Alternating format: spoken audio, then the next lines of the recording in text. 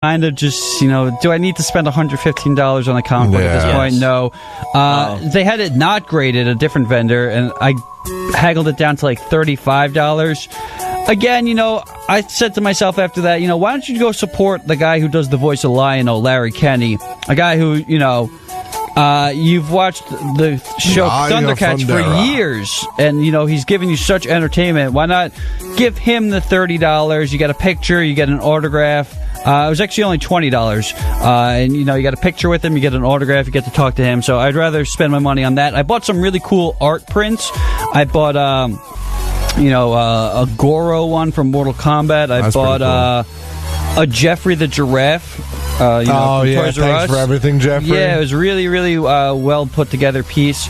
I bought some Ninja Turtles artwork. This show Bucky O'Hare, which it was like a kind of a Ninja Turtles vibe to it. It was like a anthropomorphic, is that how you say that word? Yeah. Rabbit who right there. Kicks butt in space. So I bought some really cool pieces of artwork. That's what I tend to buy these days. I have limited shelf space, but I have a lot of wall space, so I can put these pieces of art just about anywhere. What did you end up buying, Colton, if anything? I didn't really buy anything. I was just kind of talking to all the vendors. Yeah. I did meet a lot of cool people there. There was a lot of cool 3D. There was this one 3D printing. I saw that. I thought that was really, really cool. You put on the 3D glasses and it's like art prints, but they come at you. Yeah, it was awesome. Those are really, really cool. Again, though, are you just going to have like 3D glasses in your room? Like, oh, look at this somewhat cool piece of art. But now look at it.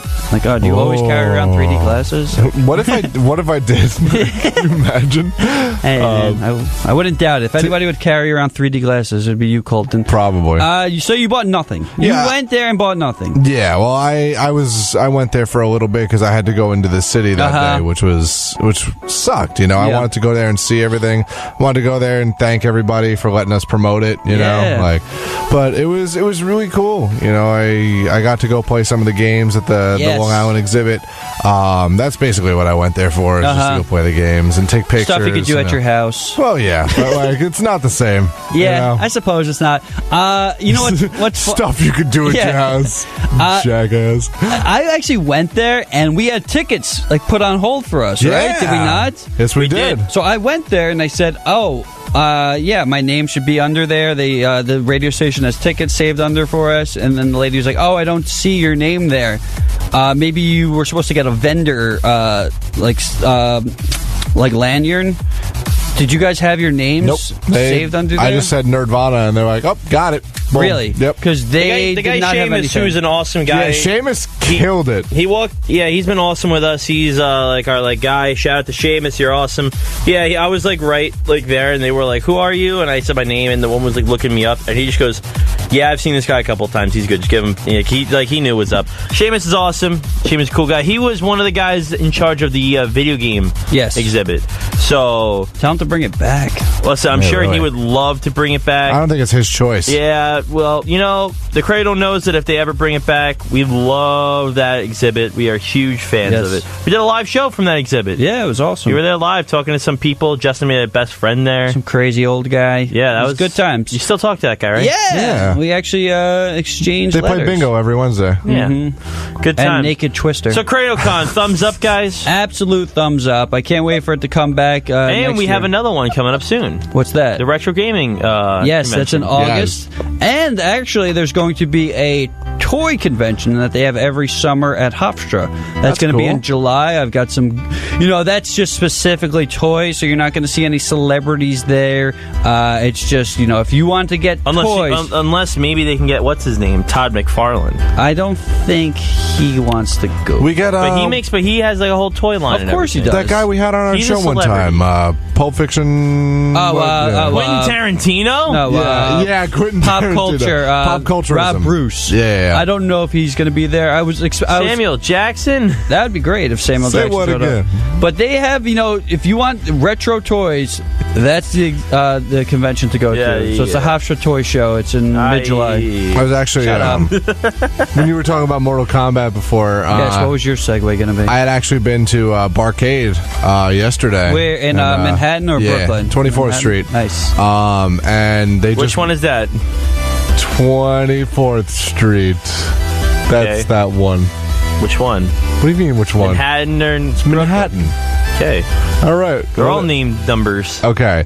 But I went there and there was a fantastic array of games over there. Yeah, I like the barcade, but I don't like, the atmosphere. I feel like the people that when I was there, and I want to hear what you think about it, but when I was there, it was very hipstery. They're like, oh, what IPA do you want? Oh, shut up. I want to play Pac-Man. I don't care about like your mustache wax and your microbrew. I wanted to play video games, and I felt the people that were there were just in my way from playing video games. Yeah, I mean, on a Sunday... That's when you should be like, give me a beer. Yeah, just give me an American beer, sir. I mean, Give me a bud and let me play my game. I didn't have beer at all. I was just like, Jack and Coke, and let's do this. That's nice. it. Jack and Coke. Hold the Jack. Yeah, no. Hold the Coke.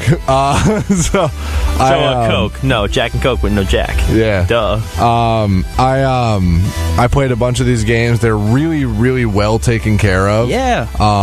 And do you have to pay to play them? Like, yes. You have to put a quarter into the machines? You go for barcade tokens. It's kind of like a Chuck E. Cheese for adults, but without the weird rat thing. But you got to find that. Yeah, There's right? the rat there. No, it's a real one, not the fake one. His name is Splinter. And there's 4 turtles to follow him around. They did have the Ninja Turtles game when I went to the barcade. They do still have that. They have this new X-Men game actually, which is really cool. It's a 6-player game. That Colton, that it's game's not 30 years old. Okay, it's new to the venue. New. Okay. Just came out in 1986. It's new to the venue. It's got 2 joysticks, bro. What I'm really upset about is the last time I went, they had a Crazy Taxi. Hey, Crazy Taxi. Brand new. But 2018. Oh, dude, I would love for Crazy Taxi to come out with a new game. Yeah, I think those types of games are at least dead at this moment.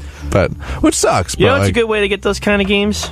Go on a Steam summer sale, which is going on. Oh, wow. Hey, music. I'm trying to finish my story. Leave me alone. Oh, you're not done yet? No, I'm not done yet. Jesus. 10 hours later. Yeah, right. Can you move this along? Go ahead. Let's finish your story.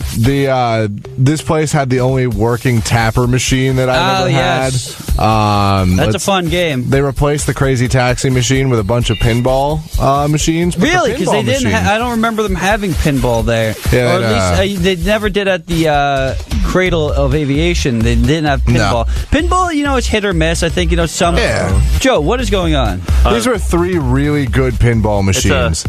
But they still had Sega Daytona Racing. It was a lot of fun. They had the X-Men game. They had Mortal Kombat, which was really, really cool. They had the Street Fighter game, Street Fighter the movie. Oh, yeah. The digitized graphics. Yeah, the super pre-rendered ones. Street Fighter the movie, the game, based off of the game. Street Fighter 2. The movie. And they had Marvel vs. Capcom 2 there. I remember really kicking your butt in that. Yeah, it did not change. I'm still terrible at that game. It's a great game. That's my favorite fighting game of all time. I love the Marvel vs. Capcom. Another game called Primal Rage. Oh, yeah. That's an alright game. Not the biggest fan of it. It's Mortal Kombat, but dinosaurs. Yeah, with like giant apes and dinosaurs and whatnot. It's pretty cool. Let's see. They had Arkanoid there, so that's interesting you brought that up. Or is what Joe called it. Ackerman. Ackerman. I don't remember what Dan I called Aykroyd. Let's see. Drunk Dan Aykroyd. Let's see. They had Millipede. They had. I'm pretty sure it was a bugged Frogger game because it wouldn't let you go past no matter how. It wouldn't let you get to the end no matter what. Oh, no. You were clearly jumping onto the green, but it just showed you jumping in the water. So I'm pretty sure it was bugged. They had this. Maybe you're color. Aren't you colorblind? Yeah, but I'm pretty sure I can distinguish clear blue from clear green. I don't know, Colton. Colors are colors. Yeah. What color is Joe's shirt? Blue. I'd say it's a greenish. Pretty green, actually. Both colorblind? You both are the worst, actually. Hey, don't categorize me in this. You're worse for different reasons. That's fair. They had also this other game I couldn't. Nobody in my group could figure it out.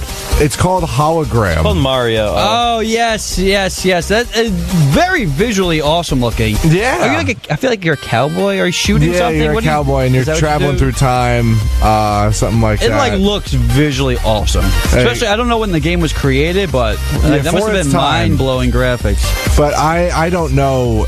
Yeah, I didn't know what to do with it. I have no idea what to do at all. Did they have Tron at this one? No, they did not. At the Brooklyn one, they have the Tron game, which is visually, it's one of the most beautiful looking games there is. I'll say. I've seen that before. Yeah. They had it, didn't they have it at the one in the Cradle? They might have had it there. Yeah, because I remember seeing something like that. I really wish they had that thing at the Cradle still, but yeah, I guess if you want to play old school arcade games, the only place you really can go is a barcade, which is unfortunate because it's inhabited, like I said, with hipsters or Colton. I gotta say, thanks. I do shower, so yeah. Unlike the typical hipster. Yeah. I do want to say though the crowd was really nice. You went on Sunday. Yeah, it was Sunday. It was also after Pride weekend, so everyone was leaving the city at like 8 o'clock. Everyone was tired. Nobody wanted to be out. So there was a very, very short line for most of these games, if a line at all. And it was really nice. It was just kind of like. It was essentially, I felt like I was in my own living room, you know, like the whole time. You know what the only problem is, though? You need an ID to go to that place, which is a shame because I think these games should be played by kids. I think, I agree. I think a 5-year-old, 6-year-old would thoroughly enjoy Frogger or Pac-Man. I think during the day they should do a thing. They don't, though. It's bogus. So there's no way that these kids are able to enjoy this. I'm sure when they do the Long Island Gaming Retro thing in August, right? Isn't the Cradle doing that? I'm sure they will have old arcade games there. So I think that's going to be the next opportunity that anybody under the age of 21 will have an opportunity to play these old arcade games as they mean to be played. New parents, take heed of that.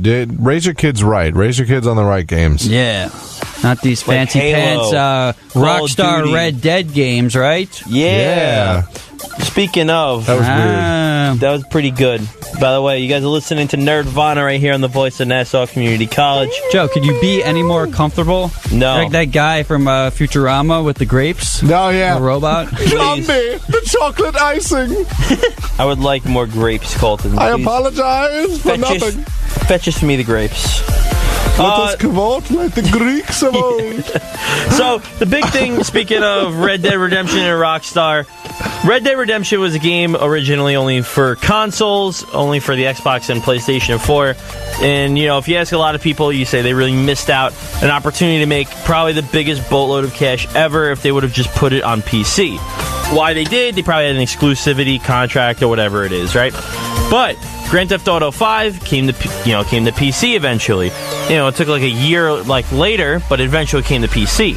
Red Dead Redemption 2 is coming out, and they're saying this is going to be the big game for Rockstar. It might be their make or break game as far as for the future, because they're putting a lot of money in this game, a lot of time, and a lot of different things are going into Red Dead. So the big thing is it going to come out for PC? Now, originally, we were told no. We're told it's not. It's only going to be on Xbox and PlayStation 4. But recently, Rockstar listed Red Dead for PS4, Xbox One, and PC Online. Now, will it eventually come to PC? Hopefully, for PC gamers and everything, sure. But the big thing with that is, if it does come to PC, what are they willing to also bring to PC? Because Rockstar has a lot of games that people want to see brought to PC and continued, like the Bully franchise. People want to see more and more of that game. So it's just a big dilemma for Rockstar. Do they continue just putting games like Red Dead just on consoles, or do you do a year gap between bringing it out to PC? What do you do?